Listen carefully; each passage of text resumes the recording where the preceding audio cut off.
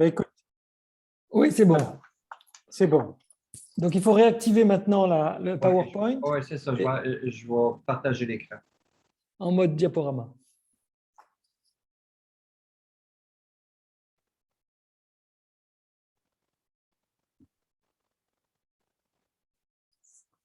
Voilà, c'est parfait. Donc, l'enregistrement est déclenché, on peut y aller.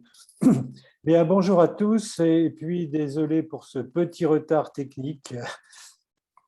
Mon nom est Étienne Lemarié et le co-animateur est Yves Tremblay depuis Québec. Voilà, nous sommes heureux d'accueillir aujourd'hui le professeur Antoine Flao, qui est co-directeur de la Swiss School of Public Health de Zurich, directeur de l'Institut de santé globale à la faculté de médecine de l'Université de Genève. Et Antoine, que je connais depuis un certain temps, puisqu'on a travaillé par le passé ensemble, pour notre plus grande joie tous les deux.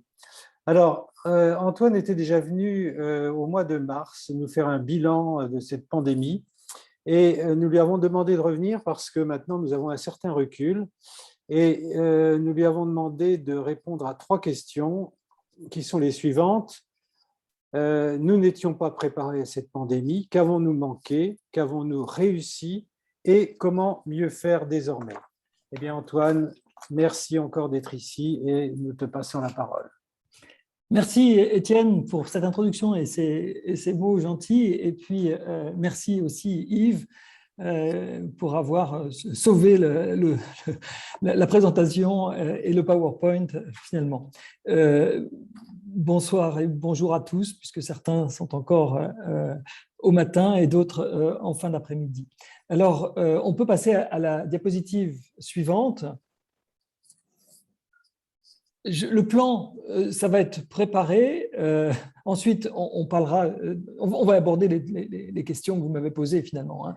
Donc, la diapositive suivante, c'est préparer. La suivante, c'est, vous vous souvenez peut-être, on en avait parlé la dernière fois, c'est que finalement, les options pour la riposte, elles sont guidées, informées par la modélisation mathématique, par l'épidémiologie théorique. C'est bien à partir de ce fameux R0 que l'on connaît maintenant tous, le taux de reproduction de base de l'épidémie, que l'on peut proposer des mesures de riposte. En effet, ce taux de reproduction sur le plan clinique, on le comprend bien, c'est le nombre de cas secondaires générés par un cas index.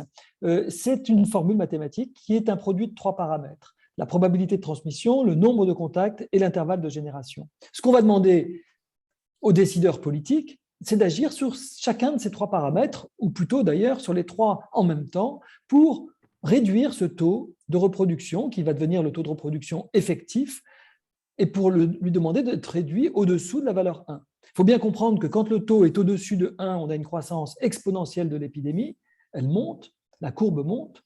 Quand on est à 1, on est au sommet, c'est en plateau, c'est le sommet de la vague, et puis ça peut durer quelques jours à 1, et puis quand ça redescend au-dessous de 1, la courbe redescend. La suivante. Alors, imaginons, comme j'avais pris cette analogie la dernière fois, je crois, que nous avons un véhicule qui est en pente. C'est ça l'épidémie, menace de repartir à chaque fois si les freins ne sont pas suffisants. Donc il faut serrer des freins. Parfois, un frein n'est pas suffisant, on va devoir mettre un frein à main, plus un frein à pied, etc. Les gestes barrières sont un mode de baisse de la probabilité de transmission, et donc ça réduit ce fameux R, taux de reproduction. Les mesures de gestes barrières, on est bien d'accord, c'est le masque, avant tout, c'est aussi la ventilation, mais c'est aussi lavage des mains à la distance. Les mesures de confinement, c'est plutôt le télétravail, la fermeture des écoles, des universités, des bars, des restaurants. Ça représente un frein très puissant. Ensuite, il y a des freins sur lesquels on n'a pas beaucoup d'action. Le frein estival, d'ailleurs, on a bien vu que cet été, on a encore eu une vague. Ce n'est pas un frein très puissant. L'environnement, c'est l'air pur est un frein assez puissant et l'air pollué stimule les épidémies. Et puis enfin, l'immunité naturelle, l'immunité acquise par le vaccin représente aussi un frein qui agit un peu sur l'ensemble des paramètres, les vaccins, les traitements également. La suivante. Parmi les choix, les options qu'on a, en fait, il y a 20 ans, on nous a dit ce qu'il fallait faire en fonction des pandémies. Il y a 3 options possibles. Il y a mitigation, c'est vivre avec le virus, c'est ce qu'on fait pour la grippe. Il y a suppression, c'est le niveau le plus bas de circulation du virus que l'on admet. Et puis il y a elimination ou éradication, si c'est pour l'ensemble de la planète. On l'a fait pour la variole. On est peut-être en passe de le faire pour la poliomyélite. On n'a jamais réussi pour la rougeole encore. Et on n'est pas prêt, en tout cas, de le faire pour le Covid. Mais il y a quand même des pays qui ont adopté la stratégie qu'on appelle zéro Covid. Et ils sont vraiment dans cette stratégie d'élimination. La suivante, on va voir dans la suivante des pays qui ont fait la mitigation, c'est-à-dire vivre avec. En fait, c'est la stratégie occidentale. C'est ce que nous faisons en Europe, mais un peu partout dans le monde, finalement, se fait cette stratégie. C'est une stratégie qui est très peu performante en termes de mortalité, en termes d'ailleurs de confinement, de stop and go répété. Regardez la courbe de la République tchèque. En fait, la base de cette stratégie, et puis les fondements théoriques, on va dire, ou conceptuels de cette stratégie, c'est la lutte contre la grippe. C'est ça qu'on fait pour la grippe. Vous savez, pour la grippe, on laisse les pics arriver, on n'éradique pas la grippe, et même on n'a pas de circulation très faible du virus. Parfois, il y a 5 ou 10% de la population qui peut être atteinte par une vague de grippe saisonnière, j'entends. Mais lorsqu'on arrive près du pic de grippe saisonnière, en France par exemple, on applique le plan blanc, c'est-à-dire que on libère les hôpitaux de toutes les non-urgences pour pouvoir avoir des lits supplémentaires en cas d'affluence un peu trop massive pendant la période du pic épidémique. C'est vraiment ce qu'on a fait pour la pandémie dans certains pays. Je prends la courbe du Royaume-Uni. Vous voyez qu'en janvier, il y a un pic très important. En fait, le 4 janvier, qui est le sommet du pic, ou à peu près, le NHS a dit à Boris Johnson, si vous laissez les choses continuer comme ça, dans 3 semaines, nous, on ferme boutique, on n'est plus capable de soigner les Britanniques. Eh bien, Boris Johnson n'a pas eu d'autre option que de recourir au confinement très strict. La diapositive suivante, c'est la stratégie de faible circulation que j'appelle suppression en anglais. C'est la stratégie sud-coréenne ou japonaise, mais aussi qu'on retrouve au Pakistan, mais qu'on retrouve aussi en Europe, en Finlande, en Norvège, au Danemark.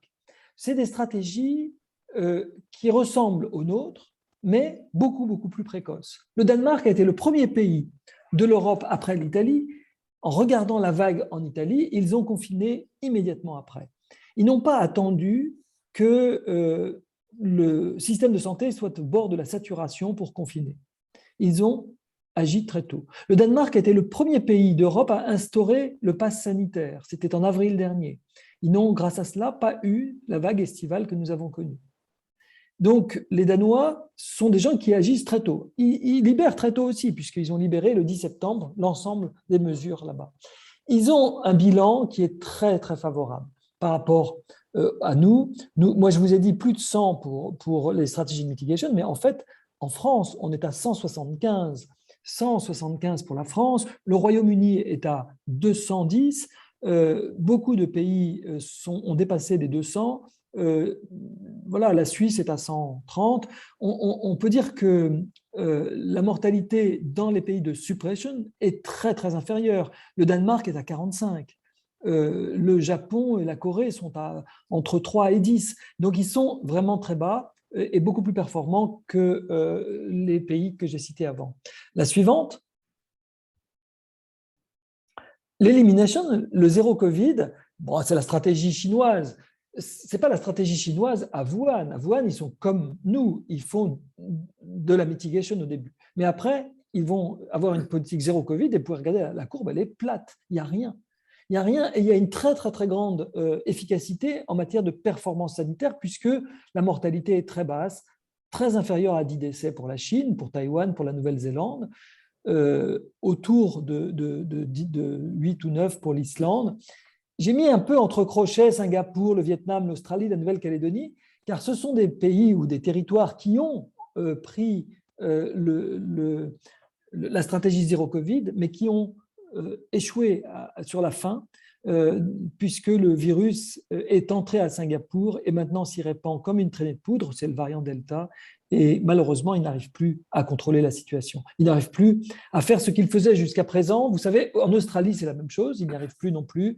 En Australie, quand rentrait un cas, à Perth, il y avait eu un cas découvert sans qu'on comprenne vraiment d'où il venait dans la communauté, eh bien, les autorités ont décidé de confiner Perth pour 3 jours. Perth, c'est une ville d'1 million d'habitants. 3 jours, ça permet d'identifier l'ensemble de la chaîne de transmission et de la démanteler. Et si au bout de 3 jours, on n'a pas réussi à identifier, à démanteler, ben on prolonge le confinement. C'est comme ça qu'à Sydney, au début, ils ont prolongé, et puis ils ont été dépassés. Ils n'arrivaient plus à retracer tellement le virus se répandait rapidement.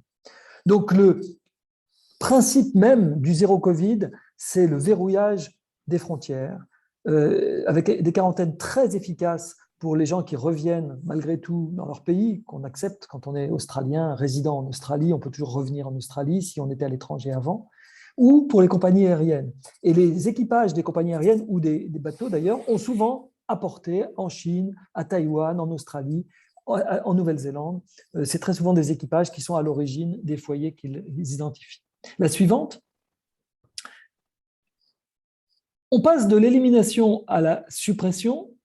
Je vous l'ai dit qu'on était passé de la mitigation à l'élimination pour la Chine, mais on passe de l'élimination à la suppression en Australie, au Vietnam, à Singapour. Il n'est pas question dans ces endroits-là où on a vécu en zéro Covid de redevenir, je dirais, à la française ou à la britannique ou à l'italienne. Non, ils vont revenir à la japonaise, d'accord, mais pas plus. Ils ont une, intolérance très forte à la circulation du coronavirus.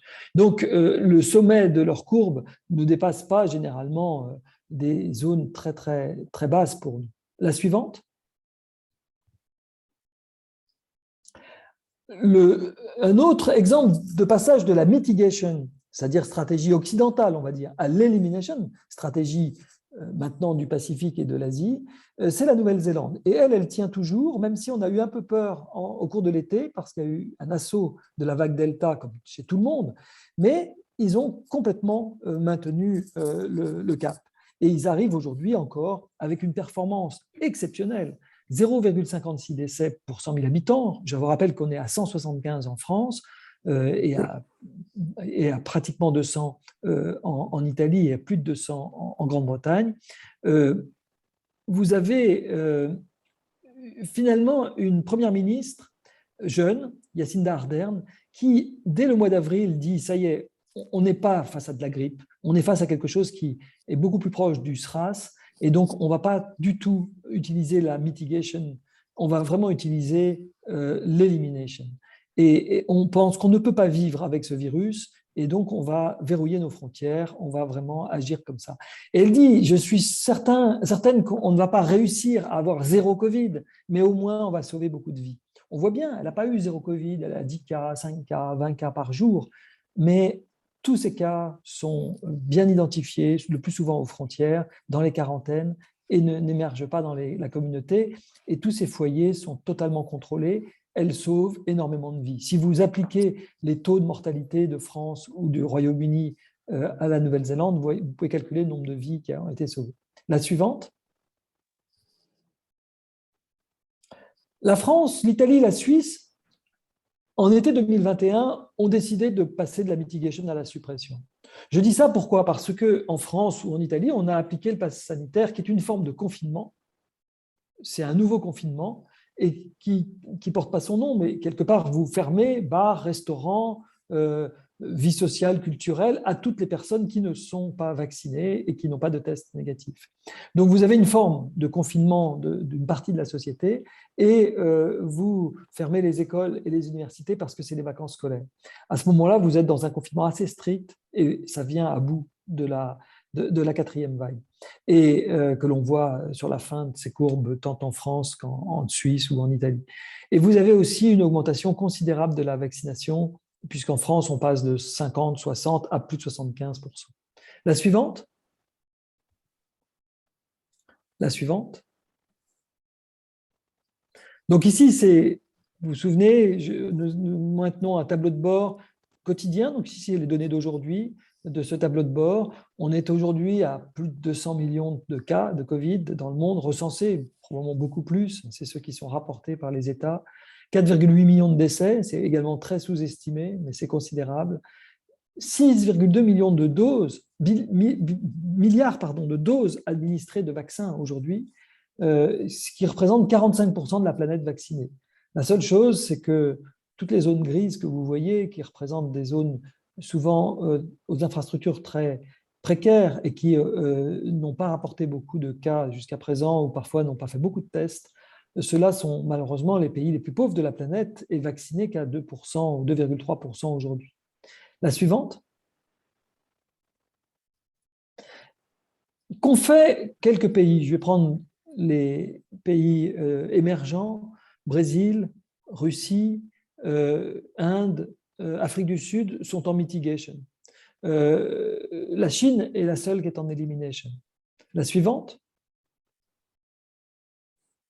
Vous voyez, la performance de la Chine est au rendez-vous.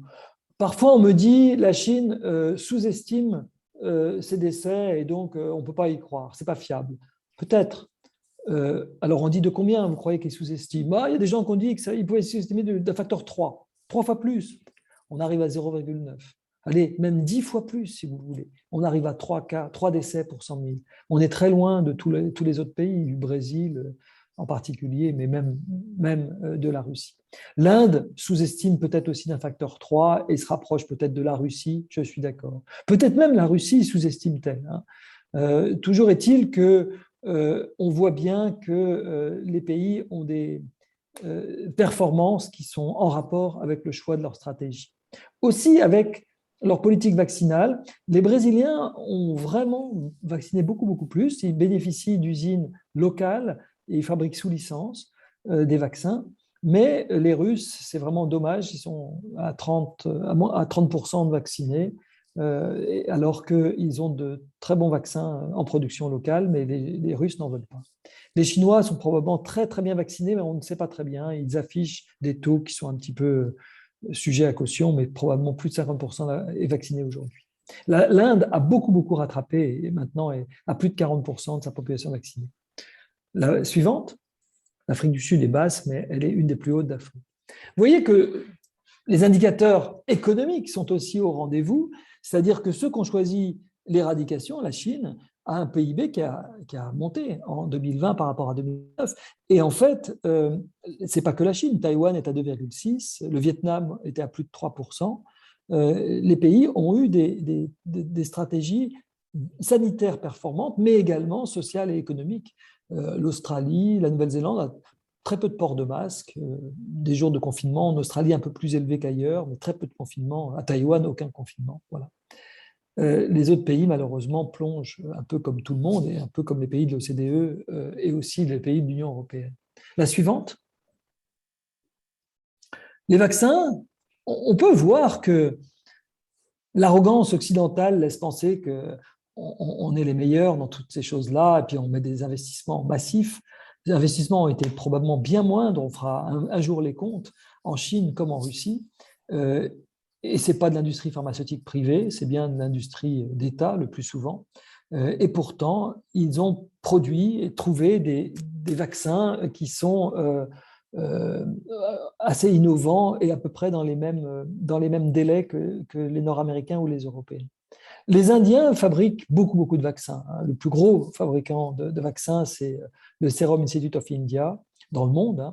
Les Brésiliens donc, fabriquent sous licence. Malheureusement, en Afrique, jusqu'à présent, on ne fabrique pas de vaccins. La suivante. Les Chinois sont le premier exportateur. Pratiquement 50% des vaccins dans le monde sont chinois. Alors, la suivante. Est-ce qu'on peut comprendre un peu comment tout ça s'est passé? En fait, le MERS, on sait bien que c'est un coronavirus qui vient de la chauve-souris et qui est passé par un autre intermédiaire qui est le chameau et qui, en Arabie Saoudite ou dans d'autres pays, a causé des épidémies. Le SRAS, on n'est pas totalement sûr parce que les Chinois n'avaient pas été très transparents dès le départ et on a pu identifier la civette, qui est un rongeur qu'aiment bien les Chinois et qui se vend sur les marchés, qui se vendait, qui est interdit aujourd'hui, mais c'est pas… Pour le SARS-CoV-2, vraiment, on ne sait pas aujourd'hui toujours. On a confié à l'OMS l'investigation, mais l'OMS n'arrive pas à aller en Chine. Il y a des tensions entre la Chine et les États-Unis qui font que ça n'est pas simple aujourd'hui d'investiguer cette question-là. La suivante, les hypothèses. Je vais essayer de les passer en revue. Il y a l'hypothèse du pangolin, mais qui a fait un petit peu long feu parce que ce bel animal, qui est d'ailleurs prisé des Chinois, on a trouvé un coronavirus qui pourrait être apparenté au SARS-CoV-2, mais peu de virologues aujourd'hui sont convaincus de cette piste-là. La suivante. Dans ce marché de poissons de Wuhan, les Chinois les autorités chinoises ont vraiment pensé que c'était alimentaire, et que peut-être même contaminé par des produits occidentaux ou des produits venant d'ailleurs qui auraient été à l'origine de l'épidémie. On n'a pas trouvé de coronavirus sur ces poissons ou sur ces crocodiles vendus sur le marché vivant ou morts de Wuhan. La suivante. Les fermes de visons, c'est une bonne hypothèse parce on sait, en particulier au Danemark, il y a eu des épisodes aussi de SARS-CoV-2 d'origine humaine, mais passés chez le vison et repassés chez les fermiers. Donc, il y a vraiment une sorte de modèle animal performant avec le vison qui passe le coronavirus à l'homme. Il y a en Chine, près de Wuhan, des fermes de visons. On aimerait bien les tester, on aimerait bien regarder si les fermiers sont positifs pour le coronavirus. Ça pourrait être une piste possible. La suivante, les Chinois n'ont pas voulu qu'on aille investiguer là-bas. La suivante, c'est les hypothèses de fuite de laboratoire. Les gens disent, c'est quand même incroyable de penser que la plus grosse pandémie à laquelle on a à faire face dans ce siècle, et puis depuis de mémoire d'homme pratiquement, depuis en tout cas la pandémie de grippe espagnole, survient avec un coronavirus dans un des 2 ou 3 endroits dans le monde où l'on étudie particulièrement le coronavirus, grâce aux Français qui ont fait ce magnifique laboratoire P4 à Wuhan, et qui analyse et qui a la plus grande collection au monde de coronavirus qui sont de la même lignée que ce SARS-CoV-2. Ce SARS-CoV-2, il est issu de la chauve-souris, mais ces chauves-souris, elles n'existent pas dans la région de Wuhan. Elles existent dans des grottes, des mines qui sont au sud de la Chine, près de Hong Kong, où les techniciens de laboratoire et les chercheurs de ce P4 de Wuhan vont pour aller faire des recueils de coronavirus. Est-ce que, figure de gauche, dans la sortie de ces grottes, il y a eu des ruptures de protocole et un technicien de laboratoire serait revenu ou un chercheur infecté et probablement d'ailleurs peu symptomatique et aurait ramené le virus dans sa famille et déclenché une épidémie locale près de Wuhan? Est-ce que ce serait une fuite non intentionnelle dans le laboratoire de Wuhan par une erreur de manipulation ou autre? Tout ça sont des hypothèses possibles, je dirais presque plausibles, mais qui ne peuvent pas être investiguées en l'absence de coopération des autorités chinoises qui voient là-dessus uniquement une volonté occidentale de vouloir leur nuire. Donc on ne saura peut-être jamais en fait. Et je dirais presque que si l'on veut mieux se préparer, plutôt que pleurnicher en se disant c'est scandaleux qu'on ne puisse pas, oui c'est scandaleux qu'on ne puisse pas savoir, mais peut-être qu'il faut considérer toutes ces hypothèses comme possibles. C'est-à-dire que l'élevage de ces pangolins et autres civettes et autres rongeurs rares qui se font dans des fermes spéciales en Chine, et notamment près de Wuhan, et qui sont vendus vivants au marché noir, dans les marchés chinois parce qu'ils sont interdits à la vente, mais ils sont très chers parce qu'ils sont très prisés, représentent des dangers pour l'humanité. Ces élevages de visons ou d'autres rongeurs qui peuvent être tout à fait adaptés, c'est des mammifères qui peuvent très bien être des hôtes intermédiaires, doivent être aussi mieux surveillés, peut-être sur le plan sanitaire. Et puis, ces laboratoires de haute sécurité doivent probablement afficher une plus grande transparence dans leurs recherches et dans leur façon de travailler. Donc, la suivante. Les autres choses, si on veut mieux se préparer, il faut un peu comprendre les dynamiques de ces virus et en particulier, on n'a pas affaire à la grippe. La grippe, c'est à droite, c'est la distribution du R0. Vous savez, le fameux R0, il n'est pas une constante, c'est une variable. Il y a des distributions. Eh bien, la distribution, elle est en cloche pour le R0 de la grippe. En fait, 3,72, c'est le R0 de la grippe espagnole de 1918 à San Francisco, qui a été publié beaucoup plus tard, mais on a aujourd'hui ces données-là. Pour la grippe saisonnière, la moyenne n'est pas de 3,72, elle est de 1,5. Mais la distribution est la même, en cloche, autour du 1,5. Pour le SRAS ou pour le Covid, la distribution est surdispersée, c'est-à-dire qu'en fait, 90% des personnes infectées ne transmettent pas à plus d'une personne, et pour la plupart à 0 personne, le SARS-CoV-2 ou le SARS-CoV. Et en fait, ce n'est que 10% des gens qui contribuent à la pandémie, puisque vous savez qu'il faut avoir un R supérieur à 1 pour contribuer à la pandémie. Donc, finalement, il y a très peu de gens qui contribuent à la pandémie, mais ces gens-là contribuent à des chaînes de très grande dispersion. Surtout qu'aujourd'hui, avec le variant Delta, ça n'est plus entre 2 et 3, la moyenne que je présente ici d'ailleurs, du R0, mais c'est plutôt de 8, entre 5 et 8 en tout cas. La suivante. Oui, la Covid-19 n'est pas la grippe, y compris en matière de durée d'incubation. La durée d'incubation de la Covid-19, elle va entre 2 et 12 jours, en moyenne 5 jours. Celle de la grippe, elle est très courte, elle est en moyenne de 1 jour ou 2 jours maximum, enfin au maximum 5 jours, mais elle est plutôt de 1 ou 2 jours, très ramassée. Vous avez donc très peu de temps pour agir face à la grippe lorsque quelqu'un arrive aux frontières, il y a très peu de temps de quarantaine possible ou efficace. La quarantaine doit être difficile pour la Covid-19. La suivante. Merci Yves. Ça, je crois que je vous avais montré cette figure. On n'a pas une Covid, mais vraiment au moins 3 Covid. Avant 50 ans, c'est très près de la grippe, en termes de mortalité en tout cas. Je ne parle pas du Covid long, qui est un peu différent, mais qui n'existe pas vraiment pour la grippe. Mais la mortalité est très très faible avant 50 ans. Entre 50 et 70 ans, quand vous avez des comorbidités, dans cette série danoise, la moitié des personnes de 50 à 70 ans ont des comorbidités qui ne sont pas très grandes, c'est un peu d'embonpoint, c'est un peu de diabète, c'est un peu d'hypertension, eh bien vous vous rapprochez dangereusement des taux de mortalité du SRAS, c'est-à-dire de 10%.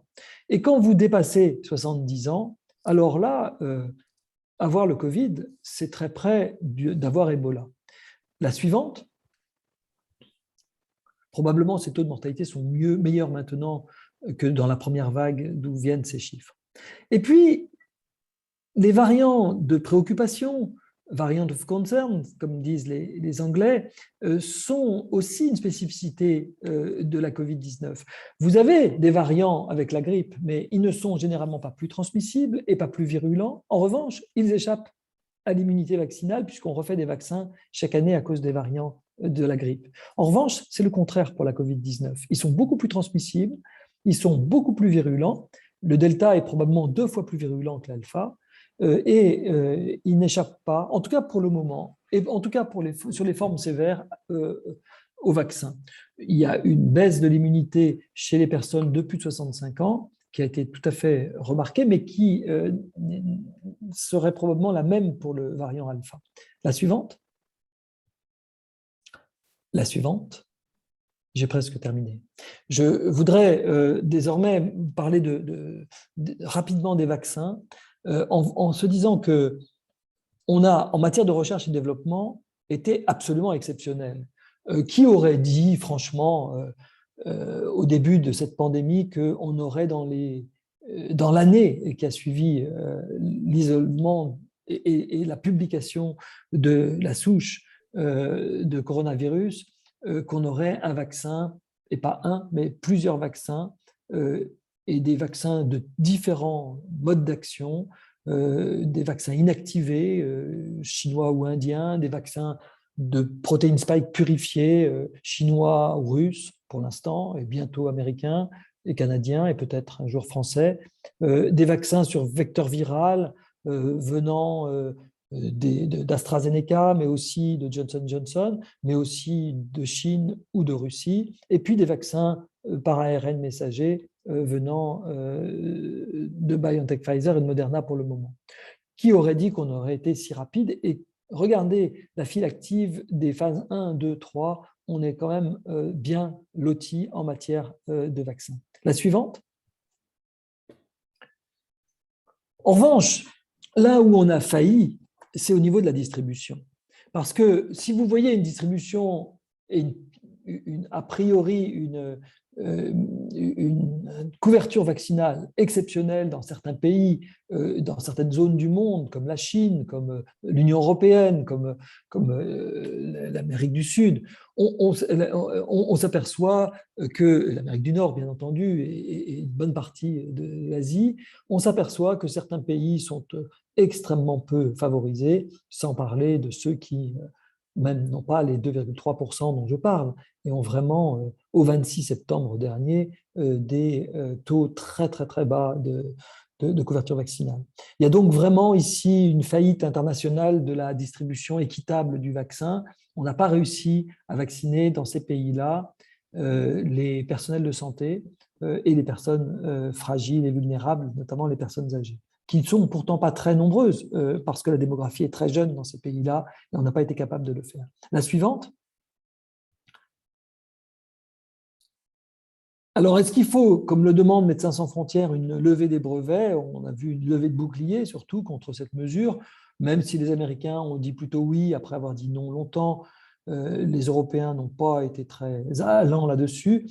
Et puis, la suivante, on peut dire aussi que ça n'est pas seulement un problème de levée de brevets, c'est aussi un problème de transfert de technologie. Il faut que sur chaque continent, parce que vous savez, COVAX, c'était une magnifique initiative, OMS Gavi, enfin c'est une magnifique initiative, mais qui a pris beaucoup de retard, en particulier parce que l'Inde, qui produit presque tous les vaccins destinés à COVAX, notamment de l'AstraZeneca, a été comment dire, réquisitionnée. Enfin, l'usine de production a été réquisitionnée pour les besoins des Indiens. Ce que l'on comprend, tout le monde, tout pays aurait fait la même chose face à la vague très dévastatrice qu'ils ont connue au printemps dernier. Mais du coup, les Africains n'ont pas eu les doses qu'ils espéraient.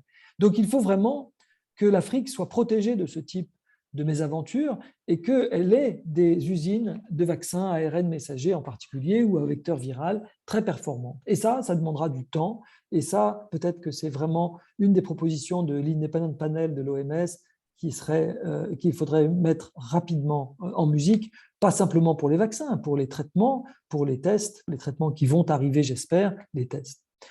J'aime assez bien, c'est pour ça que j'ai mis ici ces propositions comme pratiquement ma dernière slide, mon avant-dernière, je crois, parce qu'il donne 4 grandes propositions. Il n'est pas normal que l'OMS ait à négocier avec les pays les investigations. Il faut qu'elle puisse faire des inspections sur site, exactement comme le risque nucléaire. Quand vous signez un traité de non-prolifération nucléaire, vous acceptez qu'il y ait dans votre pays des missions étrangères qui débarquent à l'improviste et qui font ce qu'elles veulent en termes de prélèvement, en termes de visite, en termes d'inspection. Il faut qu'on puisse donner ce pouvoir-là à l'OMS. Les États membres résistent. Il y a un traité pandémique en cours de préparation. Je ne suis pas très, très optimiste. Malgré tout ce qu'on vit en ce moment, on a encore des Russes qui vivent une très mauvaise phase en ce moment, qui résistent à ce type de mesures, et les Chinois aussi. Il faut améliorer les prévisions épidémiologiques. On est capable de prédire à 7 jours. Les cartes que je vous ai montrées, c'est de la prévision à 7 jours. C'est bien, enfin c'est quand même très court. au-delà. On prédit beaucoup, hein, tous mes collègues aiment beaucoup prédire, y compris dans les très bonnes maisons, mais c'est très souvent un petit peu farfelu. Enfin, l'approche One Health, c'est une approche qui n'est pas en silo, où on n'a pas les médecins d'un côté, puis les vétérinaires de l'autre, puis les environnementalistes dans un troisième silo. On a vraiment une interface dans la vie réelle de passage de l'homme, de l'animal à l'homme, parfois de l'homme à l'animal aussi, dans des environnements particuliers. Il faut qu'on ait une compréhension beaucoup plus globale de tout cela, et donc il faut développer cette approche One Health. Et la dernière diapositive, c'est ma conclusion, c'est qu'on est donc dans une pandémie imprédictible. Je ne suis pas capable de vous dire ce qu'il y aura cet automne. On a mis beaucoup d'espoir dans les vaccins. J'ai mis trop, non pas parce qu'il ne faut pas se vacciner, au contraire, bien sûr, il faut continuer à se vacciner. Il faut même vacciner toute la population le plus rapidement possible. Mais même les pays très vaccinés, par exemple Singapour, Israël, Singapour, c'est 80% de vaccinés. Israël, c'est 70%, connaissent ou ont connu très récemment des vagues très importantes, y compris même d'augmentation des hospitalisations et des décès. Je souligne la très faible performance de la stratégie de mitigation. Malheureusement, c'est celle qu'on a prise dans la plupart de nos pays. Une réponse plus satisfaisante et probablement optimale, parce que pragmatique, de la stratégie de suppression, de circulation faible du virus. La meilleure réponse aujourd'hui avec la stratégie d'élimination, et peut-être le discours de Jacinda Ardern, bien sûr, on n'y arrivera pas, mais au moins on sauvera des vies. Mais mise en échec dans plusieurs pays avec le variant Delta, malheureusement en Nouvelle-Calédonie, qui l'appliquait avec beaucoup d'efficacité, mais qui a été débordé. Et peut-être la prochaine étape, c'est une combinaison agile des meilleurs et du meilleur des différentes stratégies, ce que font les Français en ce moment, ou les Danois, ou les Italiens, qui instaurent des passes sanitaires assez précocement, qui éventuellement relâchent certaines mesures aussi temporairement, le temps que ça aille mieux, et qui se concentrent sur, ça c'est pas encore fait nulle part avec beaucoup d'entrain, mais la ventilation, parce que c'est sans doute une des mesures clés avec des virus qui se diffusent énormément en milieu clos. Et puis, un contrôle sanitaire aux frontières, à défaut de fermeture des frontières, qui, elle, est illusoire et en plus pas très appréciée par les populations. Et puis, des tests plus répétés, plus systématiques. La toute dernière, c'est une page de publicité, surtout si on appuie encore une deuxième fois sur le livre que j'avais fait et dont on avait peut-être déjà parlé, Le Covid, le bal masqué, où je parle un petit peu de ces différentes stratégies, de ces différentes options et des leçons qu'on peut commencer à en tirer. Merci beaucoup pour votre attention. Derrière, c'est la petite île de Samoa, encore épargnée par la pandémie, mais pour combien de temps? Merci. On peut arrêter cela dit, je crois qu'on ne verra pas tout le monde. Mais... Est-ce que vous m'entendez? Oui, on t'entend, Yves. OK, donc je vais arrêter le partage. Donnez-moi une seconde. Je vais aller fermer ça. Est-ce que là, je vais reprendre le contrôle de mon écran? OK. Ben, merci beaucoup, Antoine, de cette présentation très bien structurée, très bien montée. Personnellement, j'ai beaucoup appris. Je vais aller voir dans les spectateurs si nous avons des questions. Ne bougez pas. Parce que je n'ai pas pu rien faire durant la présentation parce que j'avais le partage d'écran allumé. Oui, OK. Il y a une question qui revient assez souvent, c'est celle-ci. Dans les trois stratégies, celle de la mitigation, celle de l'éradication, finalement, il n'y a rien de, moi je peux dire, donc, il n'y a rien d'excellent, il n'y a rien de... Est-ce qu'il y a quelque chose que tu préfères dans tout ça? Comment toi, Antoine Flao, épidémiologiste, tu vois la meilleure façon de contrôler SARS-CoV-2? Est-ce que tu m'entends, Antoine? Oui, je t'entends très bien. Excuse-moi, je m'étais mis en mute, mais je t'entends très bien. Je pense que la question est très bonne parce que aujourd'hui, on voit en effet des stratégies qui sont plus performantes que d'autres. Donc, on a envie d'avoir une circulation faible du virus. Je pense que ce qui a été épuisant et puis aussi très délétère sur la vie, économique. Ça a été ces stop and go, ces confinements que les pays européens en particulier, ou d'autres pays ont aussi connus. Donc, je crois qu'aujourd'hui, avec la vaccination massive de la population, je ne sais pas si tu m'entends, Yves. Oui, je t'entends bien. Il y a des coupures, mais je t'entends. Mais je pense qu'avec la vaccination massive, on peut espérer, sans doute pas bloquer l'épidémie, mais on peut espérer réduire beaucoup les complications et la morbidité sévère, mais pas l'arrêter complètement parce qu'on n'a pas des vaccins qui sont efficaces à 100%. J'aime assez bien, et je terminerai par cette analogie, l'analogie du fromage suisse, du fromage d'Emmental, où il y a des trous. Toutes ces stratégies ont des trous. Et ce que tu disais un petit peu dans tes propos, c'est que toutes ces stratégies ne sont pas complètement parfaites. Il n'y a pas la stratégie miracle qu'on peut apporter. Mais il faut combiner les stratégies entre elles, parce que les trous, comme les mentales, ne sont pas les uns en face des autres dans les différentes tranches des mentales. Et quand on met les tranches ensemble, on a quelque chose qui est relativement étanche et qui ne laisse pas passer le virus. Il faut du masque, des gestes barrières, de la ventilation, l'utilisation du pass sanitaire, une vaccination élevée. Aucune de ces stratégies prises isolément ne permet de bloquer complètement le virus, mais si vous les mettez tout ensemble, les tests répétés, le contrôle aux frontières, tout ensemble, alors vous pouvez probablement faire ce que font les Danois, ce que font les Japonais, les Coréens assez bien, c'est-à-dire éviter d'avoir des très grosses vagues et de submerger votre système de santé. Okay. Il y a d'autres questions qui reviennent dans la salle et qui touchent un petit peu aux mesures sanitaires. On sait que la pandémie a été accompagnée d'un déluge de publications. Il y a toutes sortes de personnes qui ont pris des micros et qui ont tenu toutes sortes de discours, tantôt d'excellents, tantôt de moins bons, etc. Il y a eu des publications qui ont été carrément des fausses publications, de la fraude. Il y a eu des publications avec de bonnes intentions, mais qui finalement ont dû être retirées par problème de structure dans le design protocolaire du protocole. Est-ce que tu crois que tous ces phénomènes-là ont contribué, parce qu'il y a encore une quantité quand même assez importante de la population qui refuse carrément le vaccin? Excluons les personnes pour des raisons médicales reconnues, par exemple, je ne sais pas moi, des diabétiques, etc., qui vont préférer ne pas, sur conseil médical, ne pas se faire vacciner. Donc, excluons tous ces cas-là. Il reste encore des gens pour toutes sortes de raisons qui ne veulent pas se faire vacciner. Hier, aux nouvelles, il y avait 2 personnes de l'État de New York. Vous savez que New York a obligé les gens qui sont dans les services publics sous toutes ces formes, que ce soit médicaux, que ce soit du transport en commun, etc., à se faire vacciner. Et il y a des gens qui ont carrément dit non. Ils sont susceptibles de perdre leurs emplois. Et hier, il y a 2 personnes qui ont dit qu'ils préféraient perdre leurs emplois que de se faire vacciner et sans raison médicale associée. Comment tu expliques ça, Antoine? Alors, merci Yves pour cette question. Je trouve qu'il y a des pays qui peuvent nous éclairer et je prendrai un exemple, c'est le Portugal. On pourrait prendre aussi l'Espagne.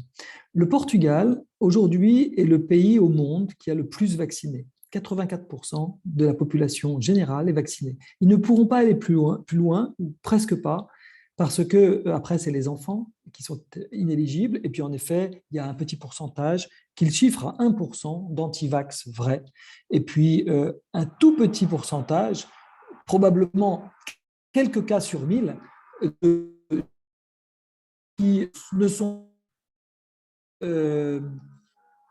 qui ont une contre-indication médicale à la vaccination. Mais sinon, il n'y a pas... on arrive à vacciner toute la population. On a 99% de la population éligible qui est vaccinée au Portugal. C'est absolument extraordinaire. Et les Portugais ne sont pas moins ou plus anti-vax que les autres.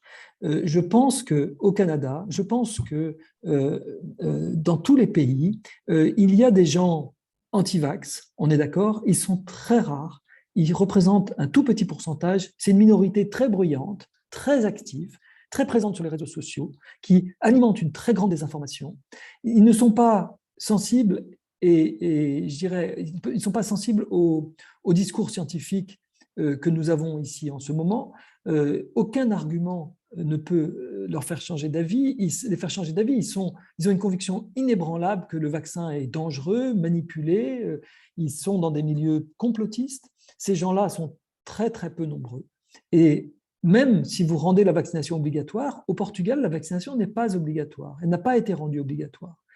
Et donc, regardons comment a fait le Portugal. En fait, l'essentiel des gens qui ne sont pas vaccinés aujourd'hui, en France par exemple, en France, il y a pratiquement 85% des gens éligibles qui sont vaccinés, ou 90%. Mais il reste 10 à 15% qui ne le sont pas. Ces 10 à 15% qui ne le sont pas, c'est beaucoup par rapport au Portugal. C'est 10 fois plus finalement. Et donc, que sont-ils? Ce ne sont plus tellement des hésitants. Il y a quelques-uns qui sont hésitants, c'est vrai, mais il y a quelques antivax, pas plus qu'au Portugal.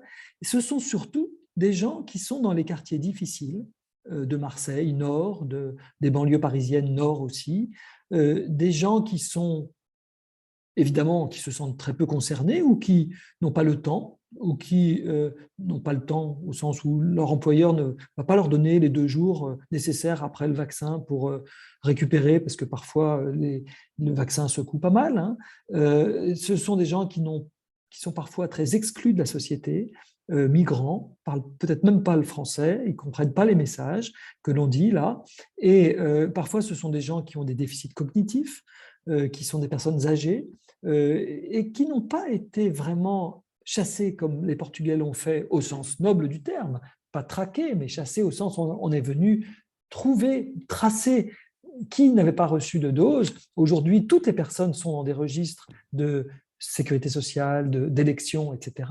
On va les voir et on leur propose le vaccin à domicile, sans qu'ils aient à se déplacer. C'est des gens qui sont souvent pas à l'aise avec l'informatique, qui n'ont pas de QR code, ils n'en ont d'ailleurs rien à faire parce qu'ils vont même jamais ni au bar, ni au restaurant, mais ils vont faire leurs courses, ils vont aller au marché. Ces gens-là vont risquer de se contaminer. Ils ne sont pas tout seuls dans une cabane au fond d'un bois. Ils vont malheureusement prendre des risques et c'est eux qu'on retrouve dans les hôpitaux.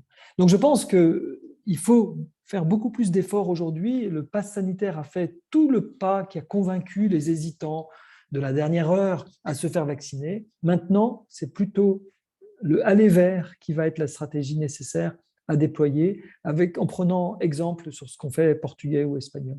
OK. Il y a une question dans la salle, et puis d'ailleurs, elle vient d'Étienne. Étienne s'excuse, mais il y a des problèmes de connexion à Paris, donc il est déconnecté, il ne peut pas suivre en direct.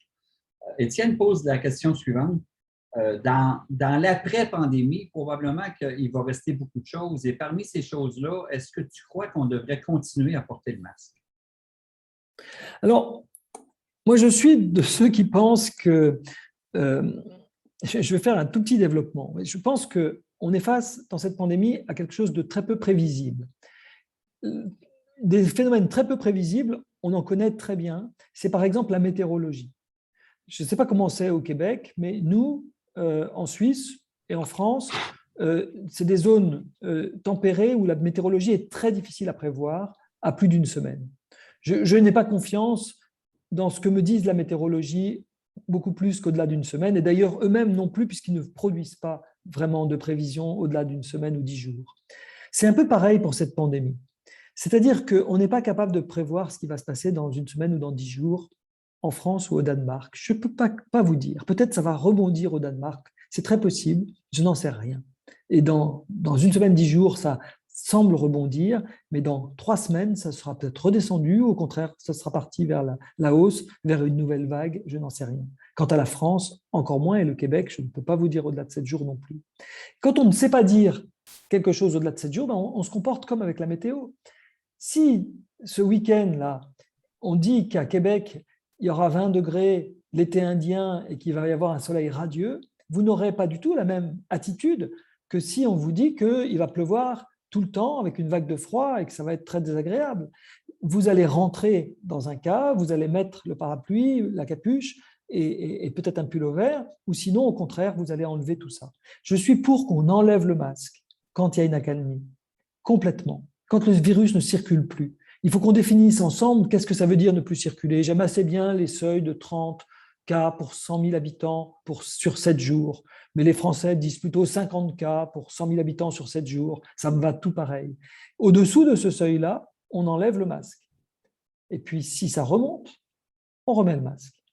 Dans son département, dans sa région, dans sa province, on peut être avec une bonne granularité géographique. On va piloter nos attitudes avec un conseil qui est de dire c'est plus la peine. Vous pouvez le garder le masque, c'est pas un risque de garder le masque, mais si vous en avez marre, on est au-dessous de 30 cas, on est en zone de décrue épidémique à marée basse. Il n'y a plus de virus qui circulent beaucoup dans la population, vous pouvez enlever le masque. Je pense que je laisserai bien sûr le masque dans les transports intercontinentaux, dans les transports longue distance, etc. Après, me demander ce qui sera dans 5 ans ou dans 10 ans, j'en sais rien du tout. OK. Il y a une question dans les gens. Je vais tenter de donner la parole à M. Parassian qui va nous parler de la Réunion. Allez-y, M. Parassian, la parole est à vous. Activez votre micro. Ça va, vous m'entendez bien? Oui, allez, mon cher Radar, vas-y, oui, on t'entend. Oui, bon après-midi à tout le monde. Ici, il fait déjà nuit. Donc, merci encore pour cette belle présentation. Alors, moi, je vois un petit peu, donc ça, c'est ma façon de voir un petit peu les choses. Je trouve qu'effectivement, quand on analyse un peu les choses, que c'est souvent, on retrouve que dans les pays donc industrialisés, que se passe plus. Alors, à moins que dans les pays en voie de développement, on n'a pas suffisamment d'études. Mais est-ce que la pollution, on a fait un travail sur la pollution pour voir un petit peu quel est le rôle de la pollution dans cette pandémie. Est-ce que la pollution serait responsable aussi de cette pandémie qui traîne? C'est une question que je pose. Merci. Oui, alors merci beaucoup pour cette question parce que avec des climatologues de l'Université de Genève, j'ai conduit une recherche qu'on a publiée et qui montre en effet que la pollution de l'atmosphère par des particules fines, qu'elles soient naturelles, des sables du Sahara aux Canaries, on a étudié, ou qu'elles soient liées à des énergies fossiles, on a étudié la région parisienne, la région de Londres, et la région du Tessin, près de la Lombardie en Suisse italienne, on s'est rendu compte qu'à chaque fois qu'il y avait des phénomènes météorologiques thermiques pendant l'hiver, c'est-à-dire qu'il y a un anticyclone qui fait une chape de plomb véritablement sur ces régions-là, et que les particules fines sont en pic de pollution, alors vous avez des pics de Covid qui arrivent très peu de temps après. Donc la pollution semble être un très grand déterminant, très fort déterminant de cette pandémie. On a vu la même chose en Inde, on a vu la même chose au Brésil, en Amazonie, où il y avait des brûlots de forêts amazoniennes et qui entraînaient des pollutions aux particules fines très élevées et qui ont été associées à des pics également dans ces endroits-là. On a vu aussi ce type de pics de pollution responsables des différentes vagues, mais notamment du démarrage en Lombardie de la pandémie en 2020. Donc, si vous voulez, oui, je pense que c'est une bonne hypothèse. Elle mérite encore d'être affinée. Des nouveaux travaux sortiront, mais après les travaux que nous avons publiés, il y a eu d'autres travaux qui ont confirmé ces pics de pollution sur ces zones étant liés à des pics. On le savait aussi déjà pour la grippe, mais c'est vrai pour la Covid-19. Il y a une question dans la salle de M. Serge Bissutor-Foueza qui pose cette question-ci. Excellente présentation, débat riche, merci. Et la question est celle-ci. Quels sont les meilleurs indicateurs de surveillance et de contrôle de cette pandémie? Alors, dans les indicateurs que j'ai un peu utilisés naturellement avec vous, j'ai parlé de seuil de nouvelles contaminations, donc je parlais clairement des nouvelles contaminations, c'est-à-dire des tests PCR positifs. C'est un indicateur qui est contesté parce qu'évidemment, il dépend de la politique de testing. Si vous testez beaucoup, vous allez avoir plus de cas que si vous testez beaucoup moins. Ce qui n'agit pas trop sur le testing n'agit pas trop sur le taux de reproduction, le fameux R qu'on appelle le R effectif. Ce R effectif, ce taux de reproduction effectif qu'on suit tout au long de la pandémie, est peu dépendant de la politique de testing parce qu'il se calcule en fait à partir du temps de doublement de nouveaux cas. Et le temps de doublement, il est généralement de quelques jours lorsqu'il y a une phase exponentielle. Ça peut être un temps de raccourcissement par 2, mais ça revient au même. C'est sur quelques jours. Or, sur quelques jours, la politique de test, généralement, ne change pas. C'est vrai, par exemple, la France va rendre ses tests non gratuits à partir du 15 octobre et on s'attend à ce qu'il y ait une chute du nombre de cas. Donc, probablement, ça va interférer un peu sur le R également pendant quelques jours, puis un état stationnaire devrait revenir. Les hospitalisations sont un critère intéressant, bien entendu, hein, mais évidemment un peu plus tardif. Les décès sont aussi un peu plus tardifs, mais c'est aussi un critère intéressant parce que hospitalisation et décès permettent de mesurer la gravité de la vague.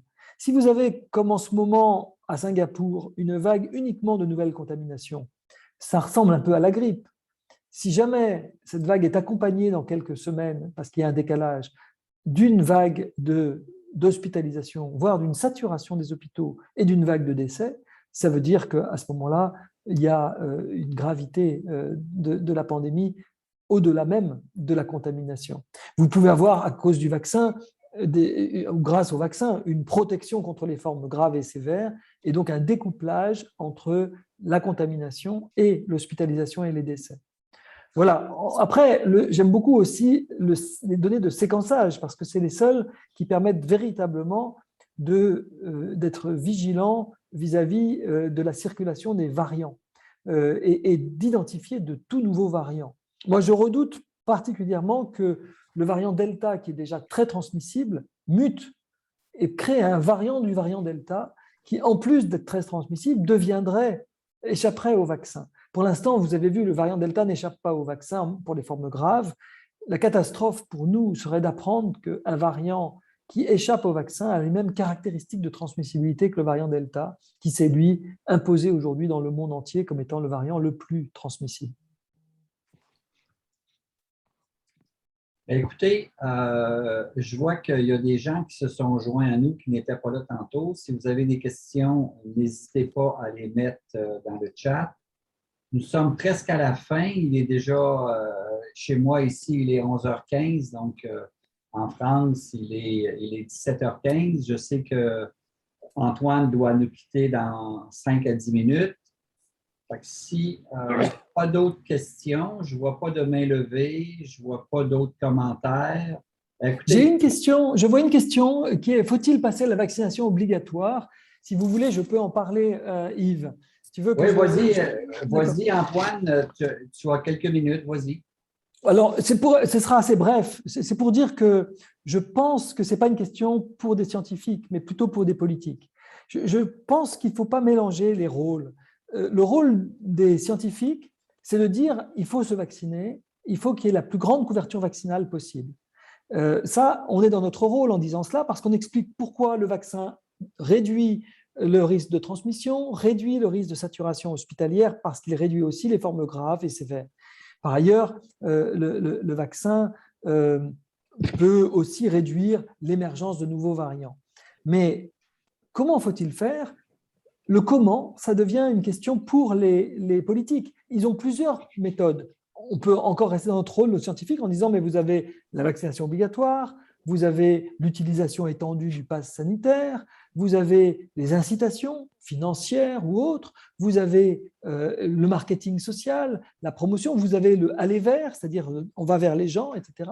Mais faut-il rendre obligatoire ? C'est un acte politique qui va dépendre aussi de la culture du pays. Il y a des pays où il n'y a pas de vaccination obligatoire. En Suisse, où je suis, il n'y a pas de vaccination obligatoire pour les personnels de santé contre l'hépatite B. En France, à quelques kilomètres, c'est obligatoire. Je pense que donc il y a quelque part une forme de culture politique qui peut faire que certains appliquent l'obligation et d'autres disent no way, il n'y aura pas de vaccination obligatoire. Et quand je vois que les Portugais n'ont pas obligé la vaccination, mais ont obtenu des taux meilleurs que les Français, je me dis il n'est pas nécessaire d'avoir la vaccination obligatoire pour que ça fonctionne.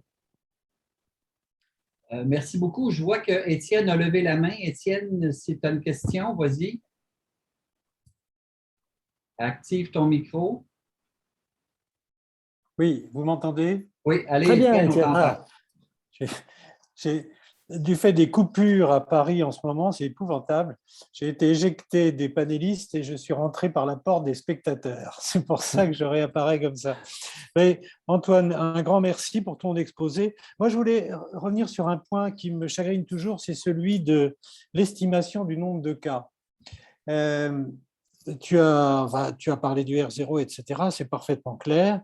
Il y a un indicateur que tu as cité qui est celui de l'hospitalisation. Certes, il est tardif. Et si je me réfère à certains pays avec qui on est en contact, et en particulier des collègues pneumologues, bien entendu, les chiffres officiels paraissent très loin de ce qui est constaté par nos collègues pneumologues. Je pense à des services de pneumologie qui sont pleins à craquer, les malades meurent dans les couloirs, alors que les chiffres officiels montrent un taux très faible. Alors, là, tu parlais d'une sous-estimation peut-être facteur 3. Évidemment, c'est très difficile à argumenter, mais on a quand même l'impression que pour certains pays, c'est tout de même très faible. Alors, si on ajoute à cela le problème de la vaccination, on n'a pas parlé de COVAX qui pose de gros problèmes, on peut, je pense, être légitimement assez pessimiste pour l'avenir dans la mesure où si on n'a pas une immunité mondiale, ne parlons pas d'immunité collective, c'est autre chose, mais une immunité mondiale par le vaccin, on risque d'avoir les plus grandes difficultés.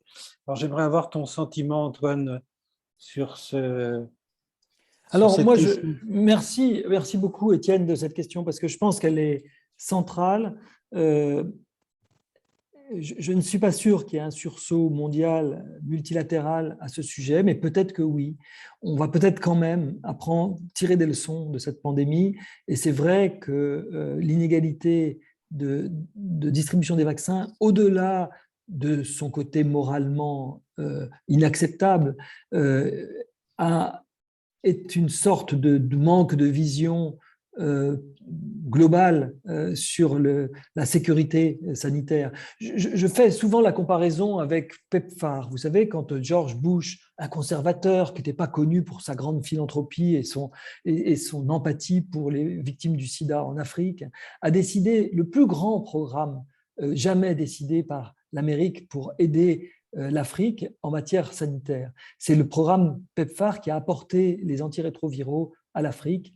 Ils ont financé 90 milliards de dollars d'antiviraux. Grâce à cela, l'Amérique a eu une sérénité, une paix, et l'Amérique et l'ensemble du monde a eu une sécurité au-delà de la sécurité sanitaire, qui était une sécurité pour leur propre pays. Et c'était donc un très bon calcul. Je crois qu'il va falloir faire ce calcul pour le Covid. C'est inacceptable qu'il y ait 2% de personnes dans les pays pauvres qui sont vaccinées, mais ce n'est pas seulement inacceptable moralement, c'est un très mauvais calcul parce qu'en effet, je suis tout à fait d'accord avec toi. Tu as vu dans les cartes que je présentais, il y a des zones grises où je n'ose même pas mettre une couleur verte, orange ou rouge. Je ne sais pas du tout. Personne ne sait. On a des rapports parfois alarmants des délégations, des ambassadeurs, enfin des diplomates qui nous donnent des informations qualitatives et qui nous disent qu'en effet, les hôpitaux sont bondés. Un des indicateurs pour vous dire, c'est lorsque les hommes politiques décèdent. La Tanzanie, qui soi-disant n'avait pas de coronavirus, le président est mort du coronavirus. C'est donc quelque part, en effet, très sous-estimé. Et je suis tout à fait d'accord que le facteur 3 ou 10 que j'ai avancé pour l'Inde ou pour la Chine, je ne l'avancerai pas pour la Tanzanie ou pour le Mali. Voilà. Donc, c'est tout à fait exact. Est-ce qu'il y aura un sursaut ? Moi, pour vous dire, je suis un peu idéaliste, mais j'espère que ce sursaut va dépasser le problème du Covid, va dépasser le problème du vaccin pour aller à la liste des médicaments essentiels de l'OMS. Ces médicaments sont le plus souvent d'ailleurs génériqués. Ils ne posent pas de problème de patente, de licence, mais ils posent un problème vraiment d'accès. Il faut que ces médicaments soient donnés gratuitement s'ils sont essentiels à tous les habitants de la planète. Il faut donc qu'il y ait en effet une forme de fonds mondial, mais qui couvre les médicaments essentiels, qui les fabrique localement et qui les rende accessibles, pas forcément gratuitement, on a des sécurités sociales qui peuvent les payer dans nos pays, mais qui soient au moins abordables pour tous les pays du monde. Et je pense que ça ne peut pas être uniquement de la philanthropie qui s'occupe de cela, il faut que ce soit des accords multilatéraux, qui gèrent ce genre de choses. On pourrait revenir sur COVAX, parce qu'on peut en discuter des heures, mais COVAX était au départ une initiative occidentale qui a misé sur AstraZeneca essentiellement. Et en fait, avec les déboires d'AstraZeneca, non pas tellement d'ailleurs les déboires dus aux effets indésirables, mais surtout dus à la fabrication en Inde, qui a été non pas stoppée, mais qui a été évidemment cannibalisée par l'Inde, eh bien, l'Afrique n'a pas pu profiter du programme COVAX. Et COVAX a été trop long avant de s'ouvrir aux Russes et aux Chinois parce que l'initiative était financée par Bill Gates et Melinda Gates, par le Wellcome Trust, par les États occidentaux en grande partie, qui se sont un petit peu fermés à la Russie et à l'Afrique et à la Chine, qui avaient pourtant des vaccins à proposer. Donc maintenant, les choses reviennent bien. L'Inde va réexporter ses vaccins vers l'Afrique. Donc je pense qu'on va pouvoir aller plus vite. Et le tout dernier point, pour dire le verre est à moitié vide, mais il est aussi à moitié plein, c'est que les vaccins avant le COVAX mettaient 10 ans pour passer des pays riches aux pays pauvres et tout le monde s'en foutait. On a pris conscience avec le Covid que 6 mois ou 9 mois ou peut-être 1 an de retard était scandaleux et c'est très très bien.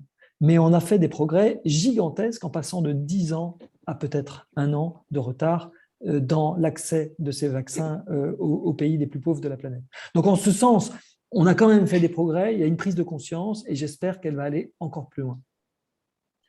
Écoutez, sur ces quelques mots, on s'approche de la fin, il est 11h20, presque 25. Donc, je voudrais remercier Antoine Flao pour sa gentillesse, pour sa disponibilité et pour l'excellente conférence qu'il nous a livrée ce matin. Je vous dis que j'ai mis dans le chat le lien YouTube sur lequel vous allez retrouver non seulement la conférence de ce matin, mais toutes les conférences COVID qu'on a tenues depuis le début. Je n'ai pas le chiffre en tête, mais on doit être à 18 ou 19, un truc comme ça. J'en profite pour vous annoncer la prochaine conférence COVID qui va avoir lieu dans 2 semaines, le 14 octobre. Et cette fois-ci, nous allons accueillir un collègue français, le professeur Arjavkovski, qui, contraire à l'habitude, n'est pas un médecin, n'est pas un scientifique, on va dire des sciences dures, mais qui est un philosophe. Donc, il va avoir un regard COVID tout à fait, je dirais, philosophique. Et ses propos vont être « Quelle proposition pour un nouveau monde ?» Donc, sur ces quelques mots, je vous remercie. Je vous dis à la prochaine et c'est Yves Tremblay à Québec. Merci beaucoup à tous. Au revoir. Merci Antoine. Merci beaucoup Yves. Merci Étienne. Et merci à tout le monde.